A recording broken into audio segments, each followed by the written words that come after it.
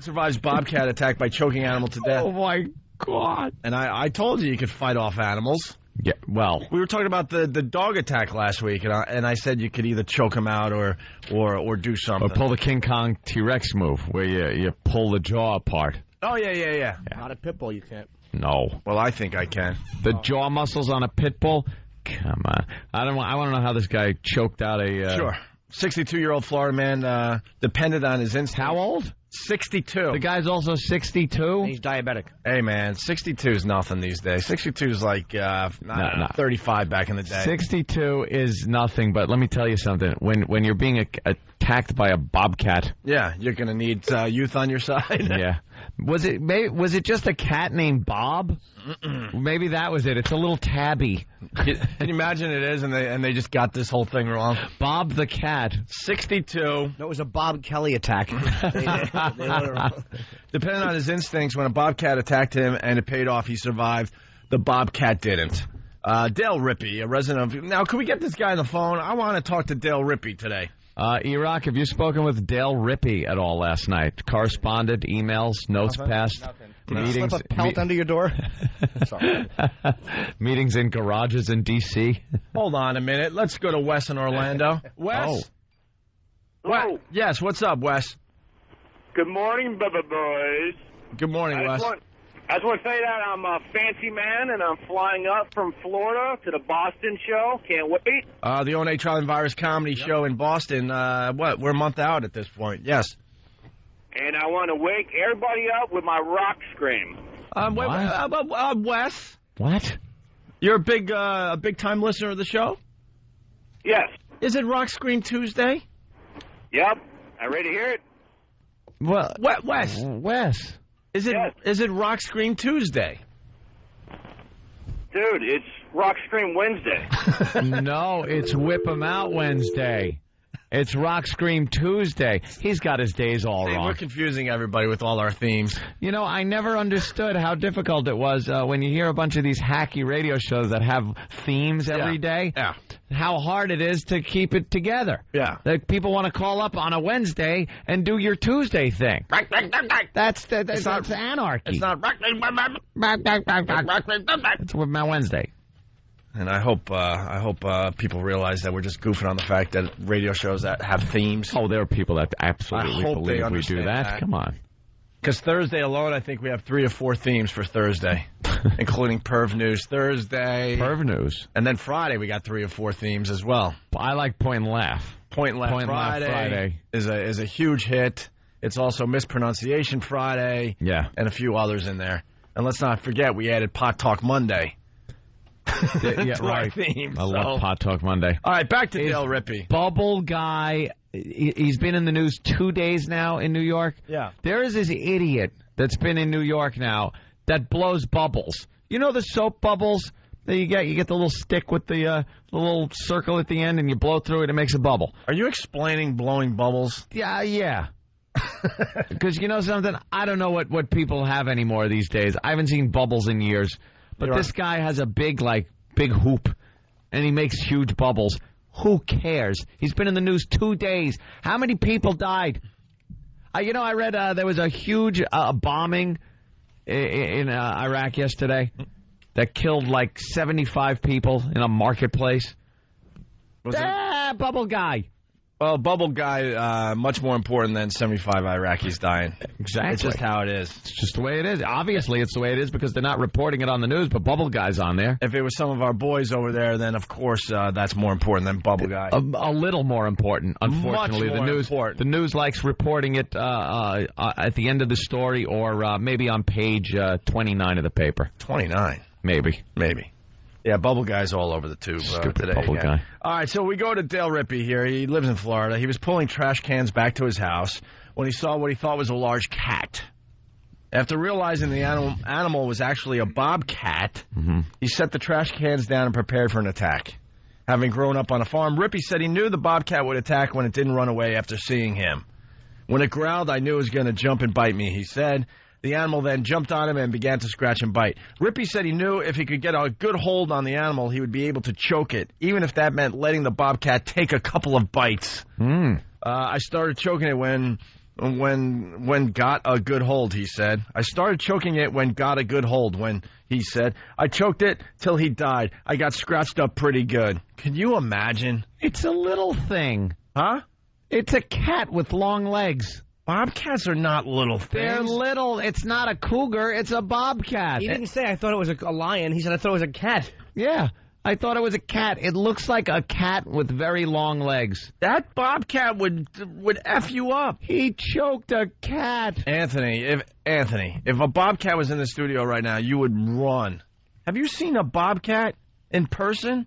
Yeah. They're littler than tigers and lions and all that. Absolutely, cougars, but they're scary creatures. You could take out a bobcat. Sure. With a gun, I know. Well, no, I could choke that thing out. It's a kitten. Look at the blood on the cat. guy. What happened? We got Dale Rippy?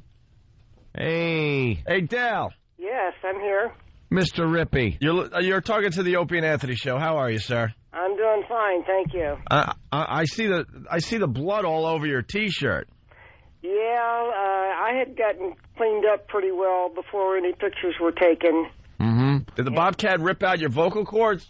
No, not really. No, he stayed clear of your face? Because that's like the area of the neck and the face that you want to... I kept him... He only managed to get one paw up over my shoulder, and I got a scratch on my back, but I held him down, his head at just above waist high while I was choking him. And so mostly he got my legs as far as scratches. I got my legs and my arms. And he did that kick thing? Did they do that back leg kick thing? Oh, yeah. He was really, once I let him get a good bite on him, or once I let him get a good bite in my stomach where he would hold still, and then I grabbed him around the neck and was holding him, and I held him there really, really, tightly, because I didn't want him getting me down or anything. How big was it? Because it's like we can't tell from the photo how large this thing was. I'd say it was probably, just guessing, near 25 pounds. Right. 25 pounds, okay. Yeah. And he bit into your stomach. Now, what kind of hand strength you got? What do you do for a living? Or did? Are you retired? I've worked for the telephone company for 30-some years. Oh, okay. Yeah. A lineman or something? What'd you do, collections? No. I basically work on the central office environment, the inside switching environment. Why'd you think he would attack you? Like, why wouldn't an animal like that just run away? Well, when I saw the animal and it didn't run, I knew something was wrong. And I was raised on the farm and I know about animals. So, and then it growled, and then I thought, well, I'm going to get bit and I'm going to get scratched. So I braced myself because he jumped, and then I waited for a second until he got still enough that I knew that when I grabbed him, I knew I only had one chance to grab him. Wow. So I grabbed him and got him around the neck and choked him. And I'd have hidden my garbage pails. Yeah, why didn't you just throw the garbage can out? I would have thrown the garbage can and then went, ah, and ran away screaming. Yeah, doesn't noise scare him? That would have been the very worst thing to do. Oh. Because he would have chased me down, and I wouldn't have had a chance then, because that was a rabid animal. Oh, really? So now you might have some rabies there, No, I've been taking shots for several weeks. Wow, that thing had rabies? Oh, yeah. Oh, they didn't say that in the story. Yeah, it was rabid. Well, that's why it attacked, right? That's why it attacked. Because I think the instinct of the animal is to run away when they see humans in general, so if this thing is going to attack you, yeah, the rabies gets you all crazed up. Makes you crazy. Wow. You're foaming at the mouth there, Dale, or what? Yeah, I didn't notice that, if it had been foaming at the mouth or not, but I knew that something was definitely wrong with it when it didn't run when it saw me. Now, so you're choking this thing out, and it's putting up a fight. When did you realize you had him? And did he start, like, just nodding off, and you were like, man, I got this guy? Right. Well, after a while, his scratching and wiggling around become a lot less. He just got weaker and weaker and weaker, and But I kept a chokehold on him for quite a while after he was completely limp because I wanted to make sure he wasn't just unconscious. Right. And so I had a choke on him for over a minute for sure. And were you yelling anything? Like, you know? No, I was, like I say, I've been around animals all my life, and I was pretty calm about the whole thing. I'd have just gone, I'm Dale Rippy. And just like choke him out and make some noise. Any neighbors around you? Or Yeah, I went next door and got George, who's my really good neighbor, and George and Barbara. Oh, good old George and Barbara helping you out. God bless George and Hey, Barbara. if they were good friends, they would have been there without you asking, Dale. Remember that. Right. Yeah, that's for sure. Old George and Barbara, the swingers. I They're love next George door. and Barbara. Yeah, Barbara is the one that made the call for the, so the police and animal control came out. And, of course, animal control come out and bagged up the cat and sent it off to get it tested. Have you ever seen Barbara naked? No. No. In fact, I haven't. They what? bragged that their son's the president? Sorry, I didn't hear that last part. George and Barbara. I didn't realize that. Yes, George and Barbara, the Bushes that live next door. Very good. Well, Dale, that's very brave of you. Yes, very brave. Wow, you really got hold of that situation. No pun intended. A lot of people might have panicked. Now, the animal rights activists, are they coming after you? I hope not. Well, some people would be, I think, pissed off that you choked out an animal and there, like Dale. I say, I've had animals all my life. I love animals, and it was Animals all your life. Have you ever choked a chicken? We had to eat. I was raised on the farm. On the farm. Yeah, you got to. You take them, you grab them by the neck. What's the largest animal? I'm sorry to interrupt you, Dale. What's the largest animal you've ever been attacked by? I had a hog run me down one time that was pretty large. Me too. She was trying to get out of my hotel room. No, that's when I was on the farm though, and I was a child at the time, and a big hog ran me down and ran over me and hurt pretty bad. That was the biggest animal. Were you scared of this thing or no? Because I would just panic and run. You weren't really afraid? No, not really, because I knew what was going to happen. The first thing I thought when it growled, I said, well, I'm going to get bit, and I'm going to get scratched. You said that. Yeah, that's great. Well, now, Dale, some people are saying 25-pound cat is nothing. It's a joke. I mean, can a bobcat kill a man? Yeah, I'm sure they could, Yeah. It's because especially a rabid bobcat, they're not going to stop. They're going to keep going because they're insane and. He's got the rabies. He's a crazy cat. How far were you from like a door where you could run in? You said you were out. No, I was coming out. Yeah, I was coming up to the back door.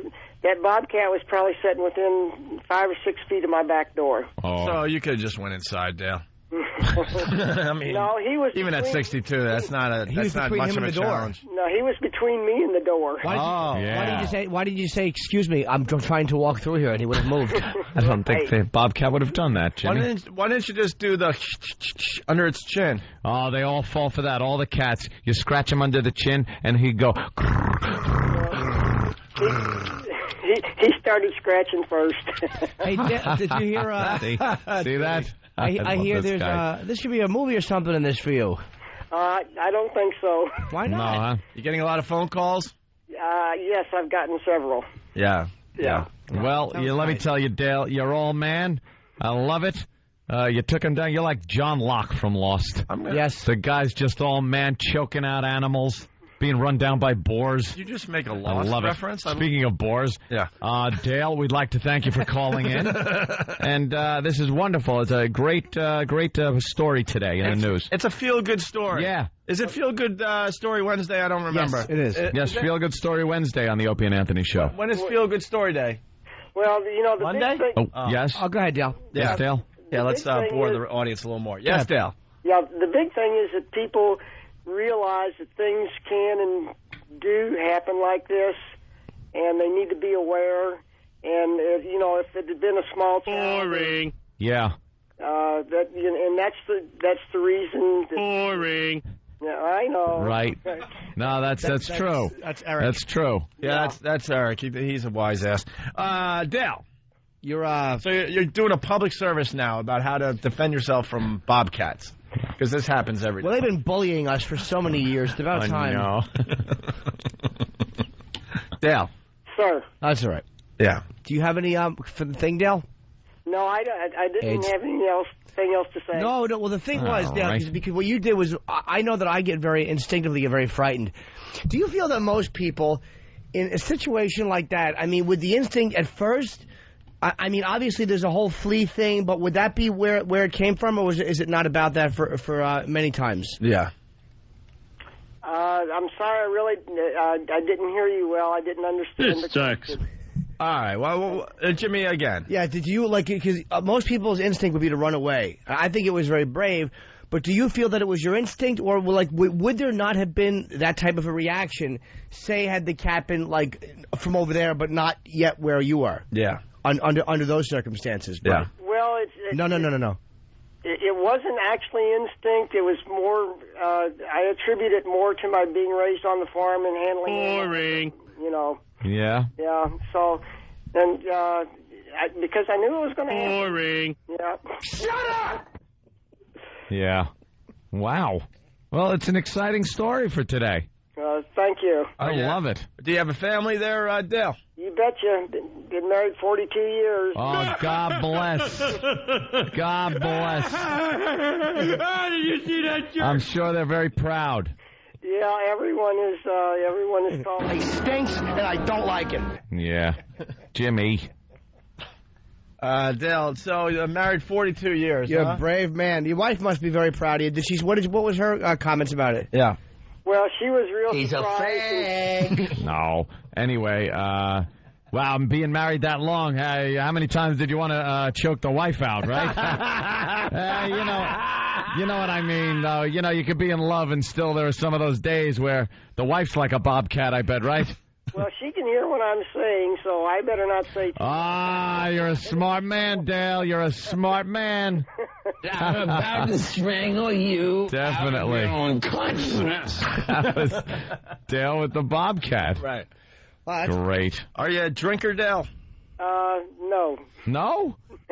What's the first I'd thing have put down some whiskey after that. I would have needed a few pops before I attempted to, choke out a bobcat. What was the first thing you did after you realized that you had, kind of raped and killed a bobcat? Well, You do realize that bobcat's not going back to its little bobcat family because of you. Well, he wasn't anyway, Opie. He had the rabies. That's right. right. So, I'm sorry to interrupt you. I've never done that. All right, you rape and kill the bobcat. What's next? What's next in the life of Dale? I had to go down to the doctor's office and have the doctor check me all out, and they gave me a prescription for antibiotics and everything. Yeah, the prostate, I know. That's, oof. Do all the paperwork with that kind of thing. Huh? A lot of people on Instant Feedback are asking if you, Dale, actually bored the bobcat to death. Now choke yourself. Now lean forward and choke yourself. You a bar fighter, Dale? You seem like you're pretty ready to go at any Yeah, moment. did you ever scrap as a younger man in the bars or something, or in the military or anything like that? Yeah, I was in the service and Savage animal. Oh, where were you? in Vietnam. You were in the Nam. God bless you, Dale. Were you in any of the what they call the it's a bad word. The SH stuff. Were you in any of that? I was there 3 years, so I saw a lot more than I needed to see. Yeah, I bet. My dad was over in Nam. He led a charge. He's very proud. He led a charge in My Lai, and they took care of a lot of business there. Whereabouts in Vietnam were you stationed? I have like another station or two, I think, that's going to call yet this morning. Oh. Okay, you can answer any questions you want at this point. Sure. Sure. That's good. You ever on a patrol boat on a river and a tiger attacked you? I've been up. I was actually in the Navy, but we were actually up the rivers of North Vietnam, north of the DMZ. Nice. So were you in the jungle, or were you on a boat just kind of protecting things? No, I was always on the ship. Always on the ship. Yeah. So basically, you took a cruise while our boys were. You went up the rivers, right? Yeah, yes. A few patrols up the rivers. Yeah. Yeah, you saw some stuff. Old Dale did a Club Med cruise while the boys were in the jungle. This guy saw some fighting white stuff. tigers. All right, Dale. Thank you very much. It's a very interesting thing that happened to you there. Okay. You're a brave That's man. good. You're a brave man. I like that. Your military background. You're kicking some ass still with these wildcats. You're a good man, Dale Ripley. What kind of animal will you fight next? Whatever comes out of the woods. All right. Yeah, that's good. Good luck, buddy. Okay. All right, Dale. Okay. You take care now. I will. Thank you for... That's really Thank you. Thanks. Ladies and gentlemen, Dale Ripley. That's good. He's a great guy. That's a great American story. Hey, the guy was in the Nam. You leave him alone. Yeah. All right, we're going to take a break. There you go. Choking out a bobcat, huh? 25 pounds. Choked out a cat. That's a pretty big animal. 25 pounds. But a regular cat going... Well, scares me. Jimmy, you just scared me doing that. I don't like... If I go to pet a cat, like a lot of times, I'll go, come here. That's how I approach a cat. Yeah. Oh, look, come here. They don't like that. No, because I run with my hands outstretched. And I go, come here. See, that's how you would have handled the situation. Yeah, he would have went like, "Arr." I would have went, come here. You'd be screaming like a girl. You do your cat noise again. This could be the start of Cat Noise Wednesday. Wow. You never know. Okay, let me try one.